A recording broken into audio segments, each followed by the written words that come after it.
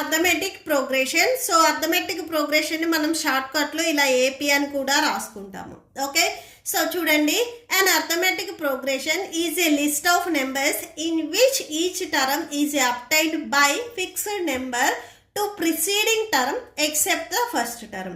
This fixed number is called the common difference of the arithmetic progression. Remember that it can be positive, negative or zero. So ఇక్కడ నేను కొన్ని examples చెప్పాను చూడండి. 1 2 3 4 ఇవి natural numbers తీసుకుంటే ఇవి ఒక స్పెసిఫిక్ ప్రోగ్రెషన్ని ఫాలో అవుతున్నాయి. సో ఇవన్నీ న్యాచురల్ నెంబర్స్, సో అంటే వరుసగా వచ్చే నెంబర్స్. సో ఇక్కడ 2 అనే నెంబర్ మీరు అబ్జర్వ్ చేసినట్లయితే ఇక్కడ ప్రిసీడింగ్ టర్మ్ ఏదైతే ఉందో దీనికి 1 యాడ్ చేస్తే మనకి నెక్స్ట్ నెంబర్ వస్తుంది. నెక్స్ట్ మీరు 3ని అబ్జర్వ్ చేసినట్లయితే దీనికి ప్రిసీడింగ్ నెంబర్ 2 ఉంది, 2కి 1 యాడ్ చేస్తే 3 వస్తుంది. 4 కూడా సేమ్, ప్రిసీడింగ్ టర్మ్కి 1 యాడ్ చేస్తే నెక్స్ట్ నెంబర్ వస్తుంది.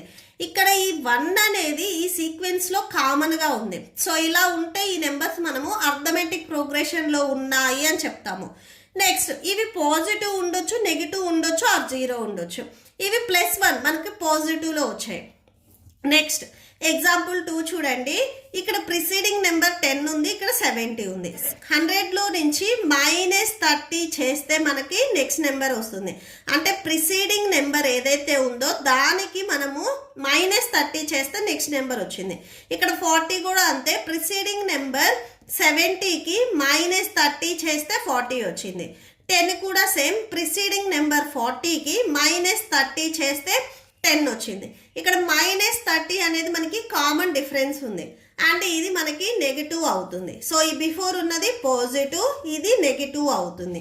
నెక్స్ట్ ఇక్కడ 3 చూసినట్లయితే మీరు నెంబర్స్ ఏమి యాడ్ చేయలేదు, అంటే 0ని యాడ్ చేసుకున్నారు. సో 3 + 0 3, 3 + 0 3, ఇలాగా పర్టికులర్గా 0ని యాడ్ చేశారు. ఓకే, సో అంటే ఇక్కడ ఉండే డిఫరెన్స్ అంటే నెంబర్స్ డిఫరెన్స్ అనేది నెగిటివ్ ఉండొచ్చు, పాజిటివ్ ఉండొచ్చు, ఆర్ 0 ఉండొచ్చు. సో జనరల్ ఫామ్ అర్థమెటిక్ ప్రోగ్రెషన్కి జనరల్ ఫామ్ ఏంటంటే ఏ + డి.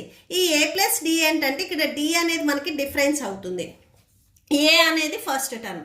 సో ఇక్కడ సపోజ్ మీరు 1 చూసారు, 1కి ఇక్కడ డిఫరెన్స్ ఈచ్ నెంబర్కి డిఫరెన్స్ అనేది 1 ఉంది, +1 ఉంది.